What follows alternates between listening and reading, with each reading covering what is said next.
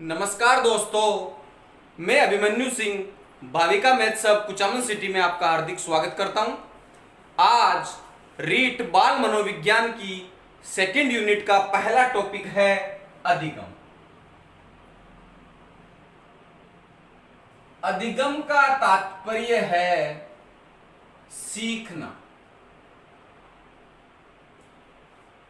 जब व्यक्ति किसी चीज को सीखेगा तो उसके व्यवहार में परिवर्तन होता है।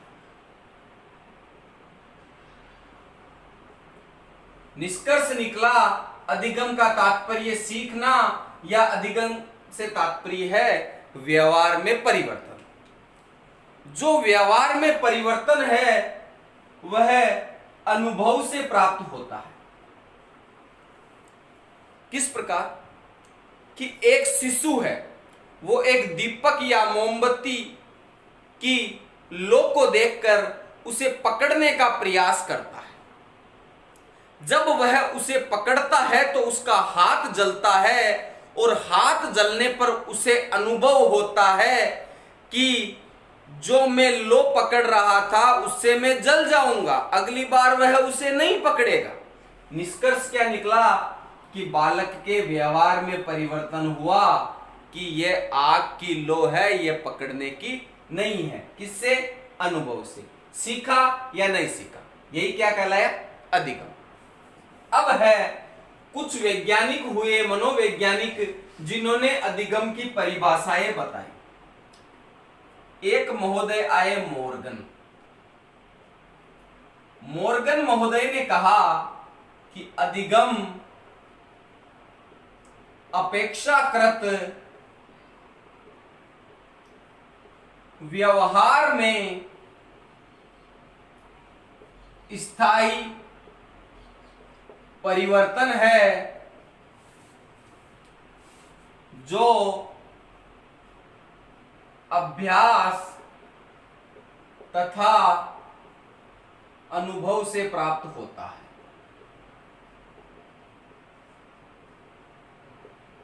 कि अधिगम अपेक्षाकृत व्यवहार में स्थायी परिवर्तन है, बदलता नहीं है। निष्कर्ष क्या निकला? अधिगम स्थायी। और अभ्यास और अनुभव से यह प्राप्त होता है। दूसरे व्यक्ति आए, गेट्स ने कहा कि अनुभव तथा प्रशिक्षण से व्यवहार में संशोधन ही अधिगम है।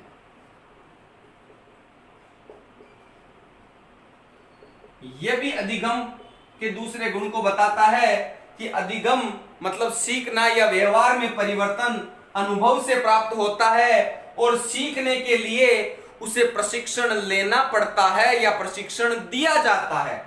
इस प्रकार इन परिभाषाओं में अधिगम के गुण विद्यमान है। तीसरे व्यक्ति आए, बीएफ स्किनर महोदय ने कहा कि व्यवहार में उत्तरोत्तर अनुकूलन ही अधिगम है। इन्होंने जो परिभाषा दी उससे अधिगम के लचीलेपन होने का पता चलता है कि अधिगम स्थायी है। स्थायी होने का तात्पर्य यह नहीं है कि जैसे हमारा संविधान स्थायी है पर उसमें समय समय पर कुछ परिवर्तन होते रहते हैं, तो उस स्थायी में कुछ अतिरिक्त जुड़ता रहेगा। यही है उत्तरोत्तर अनुकूलन। अब बात आती है अधिगम की विशेषताओं की। इन विशेषताओं में से आपको सीधा प्रश्न एग्जाम में मिलने की 100% संभावना है। अब इन विशेषताओं को याद भी करेंगे ट्रिकों के माध्यम से और समझेंगे भी। अधिगम की विशेषताएं। नंबर 1, महत्वपूर्ण बात, अधिगम मानसिक प्रक्रिया है जिससे निश्चित लक्ष्य की प्राप्ति होती है।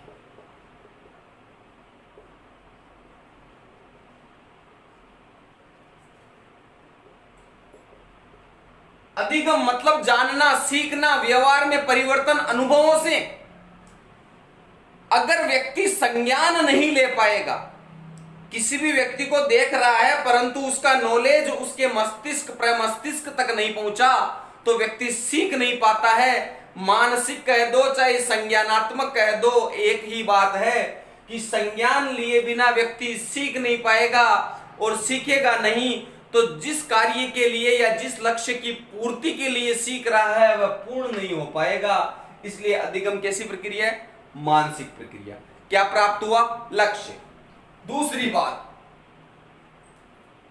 3 प्रकार के व्यवहार शब्द का 3 विशेषताओं में उपयोग हुआ है, तो व्यवहार से संबंधित 3 विशेषताएं हैं।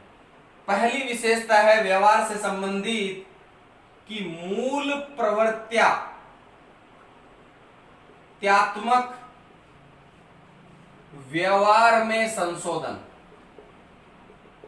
होता है।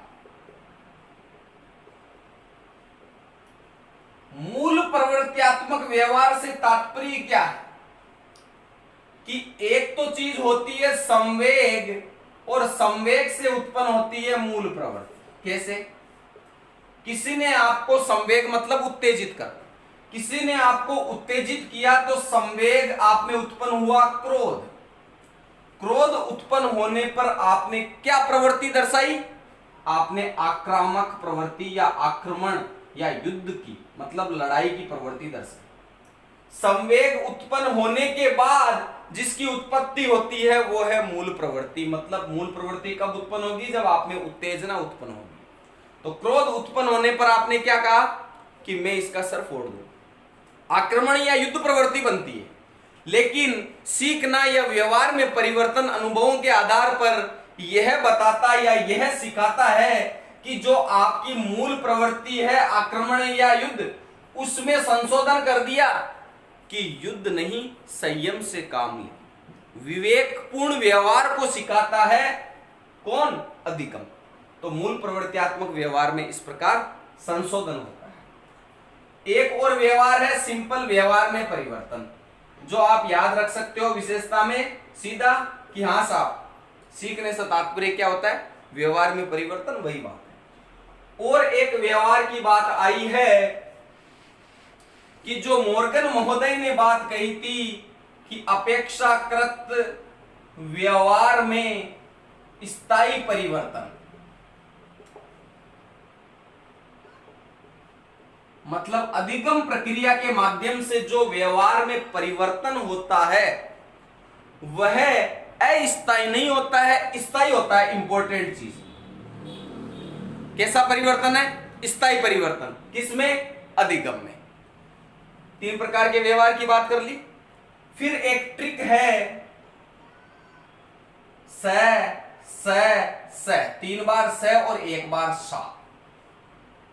इससे आपके 5, 6, 7 और 8 विशेषताएं इसमें आ जाएगी। से पहले से मतलब है समय अधिक लगता है। तात्पर्य सीखने में ऐसे नहीं है कि बस देखा सीख गया। अनुभव प्राप्त करने के लिए, व्यवहार में परिवर्तन के लिए समय चाहिए, और समय अधिक लगने पर जो आप में परिवर्तन होगा वह स्थायी होता है। और स्थायी परिवर्तन को अधिगम कहा गया है, अस्थायी परिवर्तन को अधिगम नहीं। तो स्थायी परिवर्तन जब होगा व्यवहार में तो उसके लिए अधिक समय की आवश्यकता होगी, इसलिए अधिगम में समय अधिक लगता है। समय अधिक क्यों लगता है? एक्सप्लेन कर चुका हूं सर। दूसरी बात, समायोजन में सहायक। समायोजन सभी में आप घुल मिल जाओ, परिस्थितियों के अकॉर्डिंग सेट हो जाओ, तो ये चीज आप सीखोगे, तभी तो आप माहौल या वातावरण में एडजस्ट कर पाओगे अपने आप को। यही क्या है? समायोजन। तो सीखने से आप समायोजन, सीखना जो है मतलब अधिगम जो है वो समायोजन में सहायता प्रदान करता है। सीखोगे, व्यवहार में परिवर्तन होगा, उससे आप अच्छा सभी में तालमेल कर पाओगे। तीसरे स से मतलब है समय, समायोजन सा से है कि समय, समायोजन, और इस सह से मतलब है सर्वांगीण विकास, कि अधिगम से मनुष्य या व्यक्ति का सर्वांगीण विकास होता है। सीखने का तात्पर्य क्या है? मनुष्य का सर्वांगीण विकास हो, और सर्वांगीण विकास में अधिगम इस प्रकार सहायक। आठवीं विशेषता सा से मतलब है सार्वभौमिक। सार्वभौमिक से मतलब है वैश्विक व्यापकता, मतलब जो सीखने की प्रक्रिया है वो संपूर्ण विश्व में व्यापक है, व्याप्त है, विद्यमान है, हर जगह सीखने की प्रक्रिया चलती रहती है। तो अधिगम क्या है? सार्वभौमिक। उसके बाद आगे की विशेषताओं को पढ़ने के लिए आप एक ट्रिक बनाई है, वा वी वी, मतलब पीछे तो स सा, तीन स और सा, और इसमें एक वा और दो वी। तो 9वीं विशेषता, 10वीं विशेषता, 11वीं विशेषता। वा से तो है वातावरण में सहायक, वातावरण की उपज, और वी से है विस्तृत, और वी से है विवेकपूर्ण प्रक्रिया। निष्कर्ष क्या निकला? सीखे कहां पे? वातावरण में। जो आपको माहौल मिलेगा समाज में, उसी में आप अधिगम कर पाओगे। इसलिए अधिगम जो है वो वातावरण की उपज है। अधिगम विस्तृत है साहब, समय लग रहा है स्थायी होने के लिए, अनुभव चाहिए, अनुभव के लिए समय चाहिए, व्यवहार में परिवर्तन सीख रहा है, तो ये स्थायी और समय अधिक लगा, तो जो अधिगम है वो कैसा होगा? विस्तृत होगा। और यह विवेकपूर्ण प्रक्रिया है। इतना समय खर्च हो रहा है, इतना विस्तृत है, अनुभव प्राप्त हो रहा है, तो इन तीनों चीजों के समय अधिक लग रहा है, विस्तृत है, और अनुभव मतलब समय, लंबा पीरियड है। तो निष्कर्ष क्या निकला कि इतना समय या इतना विस्तृत कैसे हो सकता है? जब व्यक्ति में विवेक विद्यमान होगा तभी वह अधिगम सीख पाएगा। सभी बातें इंपॉर्टेंट हैं, और अब आगे के जो विशेषताएं हैं उनको समझने की ट्रिक है अबूजी खोऊ लक्ष्य। ऐसे कि ऐसे है अनुभवों का संगठन।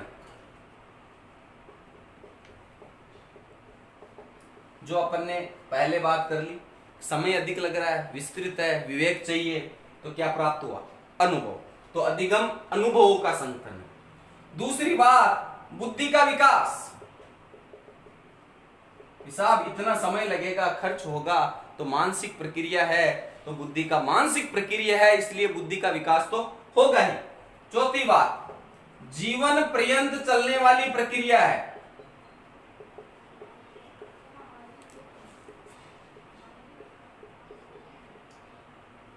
कि साहब सीखना है वो जन्म से लेकर अंतिम समय तक व्यक्ति कुछ न कुछ अपने जीवन में सीखता रहता है, इसलिए अधिगम जीवन पर्यंत वाली प्रक्रिया है।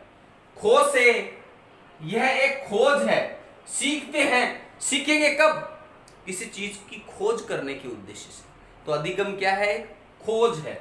ऊ से उद्देश्यपूर्ण प्रक्रिया है, कि जो हम सीख रहे हैं वो किसी उद्देश्य की प्राप्ति के लिए या उद्देश्य को पूर्ण करने के लिए हम सीख रहे हैं, इसलिए अधिगम उद्देश्यपूर्ण प्रक्रिया है। और अंतिम बार अंत में क्या प्राप्त होता है? लक्ष्य प्राप्ति।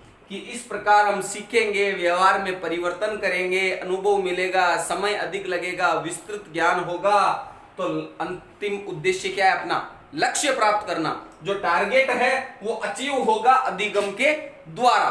अब है अधिगम के सोपान।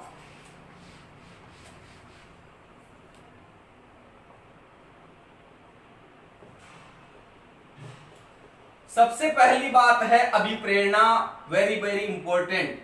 अधिगम के सोपान की सबसे महत्वपूर्ण बात क्या है? अभिप्रेरणा। अभिप्रेरणा का तात्पर्य है इच्छा जागृत होना। कि आपने कहा अधिगम का अर्थ सीखना है, तो सीखेंगे कब? जब आप में इच्छा जागृत होगी, आप अभिप्रेरित होंगे। अभिप्रेरित हुए बिना किसी भी चीज को सीखा नहीं जा सकता है। दूसरी बात है विभिन्न अनुक्रियाएं। विभिन्न अनुक्रियाओं से तात्पर्य है प्रयास व त्रुटि। कि साहब एक आम के पेड़ पे फल लगे हैं, आप उन आम के पेड़ के पर लगे फलों को तोड़ने के लिए बार बार पत्थर मार रहे हैं, आप बार बार प्रयास कर रहे हैं, बार बार असफल भी हो रहे हैं। तो ये सब क्या है? विभिन्न अनुक्रियाएं। सबसे पहले इच्छा जागृत हुई किसी कार्य को करने की, फिर आपने क्या किया? बार बार प्रयास किया, उन्हें आपने क्या कहा? विभिन्न अनुक्रियाएं। तीसरी बात है पुनर्बलन। पुनर्बलन, पुनः बल प्राप्त होना। किसके लिए? क्या कर रहे हैं आप? अनुक्रियाओं की संख्या में वृद्धि होना। कि साहब आपको बार बार किसी कार्य को करने के लिए अंदर से पुनर्बल, कहते भी ये पुनर्बल मजबूत होना चाहिए, तो ये पुनर्बल अंदर से बार बार किसी कार्य को करने के लिए आप प्रेरित हो रहे हैं, तो जो अनुक्रियाएं कर रहे हैं उनकी संख्या बढ़ेगी, मतलब प्रयास बार बार बढ़ेगा आपका। ये प्रयास भी दो प्रकार का होता है, सकारात्मक पुनर्बलन और नकारात्मक पुनर्बलन। सकारात्मक पुनर्बलन से तात्पर्य है कि जो बीएफ स्किनर महोदय का क्रिया प्रसूत सिद्धांत है, जो आगे पढ़ेंगे नैमित्तिक सिद्धांत, उसमें जो बॉक्स में, स्किनर बॉक्स में चूहे को बिठाया, ऊपर भोजन की थाली और एक लीवर लगा दिया, चूहा लीवर को दबाता है, भोजन था कटोरी में आ जाता है। तो इस प्रकार वह पुनर्बलन या वह अनुक्रियाएं जिनसे आपकी भूख की संतुष्टि हो रही है, मतलब पॉजिटिवनेस, उद्देश्य की पूर्ति हो रही है, आप खुद प्रेरित हो रहे हैं, वह तो है सकारात्मक पुनर्बलन। और नकारात्मक पुनर्बलन से मतलब है कोई ढेटा आदमी है, उस ढेटे आदमी को आप जबरदस्ती कह रहे हो कि काम कर। कैसे करवाओगे काम? कि अगर बीएफ स्किनर महोदय ने उसी चूहे के पंजे पर करंट का वायर फिट कर दिया होता और प्रति क्षण वह उसे करंट प्रवाहित करता, तो उसके पंजे में करंट लगता। बीएफ स्किनर महोदय ने क्या करे कि जो लीवर है उस पर ऐसा सिस्टम कर दे कि उसको दबाने पर करंट रुक जाए 10 सेकंड के लिए। तो ये चूहा क्या करेगा साहब? बैठा रहा तो झटका लगेगा, लीवर दबाया तो 10 सेकंड तक झटका नहीं लगेगा, इसलिए बार बार लीवर दबाएगा। मतलब जबरदस्ती उसे प्रेरित किया जा रहा है कि वो अनुक्रियाओं की संख्या में वृद्धि करे, बढ़ाए। तो इस प्रकार का पुनर्बलन है नकारात्मक पुनर्बलन।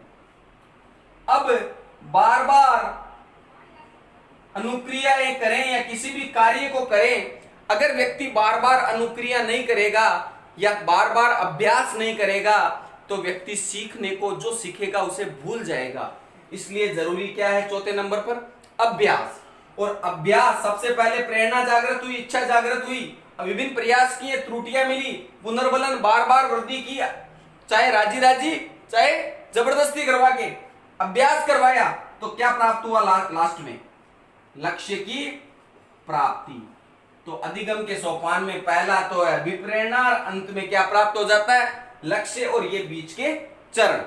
अब एक व्यक्ति हुए डिसेल महोदय ने अधिगम के कुछ चरण बताए।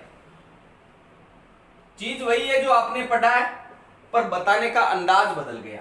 पहली बात उन्होंने कही अभिप्रेरित व्यक्ति, दूसरा मार्ग में बाधाएं, तीसरी विभिन्न अनुक्रियाएं, चौथी सही अनुक्रिया, लास्ट में लक्ष्य प्राप्ति। कि पहली और लास्ट तो वही है कि कोई भी व्यक्ति में इच्छा जागृत होगी तो वह व्यक्ति कहलाएगा, कार्य करने की इच्छा जागृत हो, अभिप्रेरित व्यक्ति। बार बार अनुक्रियाएं करेगा तो मार्ग में बाधाएं आएगी, नहीं मिलेगा फल। विभिन्न अनुक्रियाएं बार बार रिपीट कर रहा है, कोई न कोई सही, मतलब लीवर पे पैर दब गया स्किनर महोदय के अनुसार, तो ये सही अनुक्रिया हुई और प्राप्त क्या हुआ, भोजन, वही उसका उद्देश्य था। इस प्रकार आज का पहला टॉपिक अपना समाप्त होता है। अगर वीडियो अच्छा लगे तो लाइक कीजिए, शेयर कीजिए, सब्सक्राइब कीजिए। कल फिर अपन अधिगम के दूसरे टॉपिक के साथ मिलेंगे। धन्यवाद।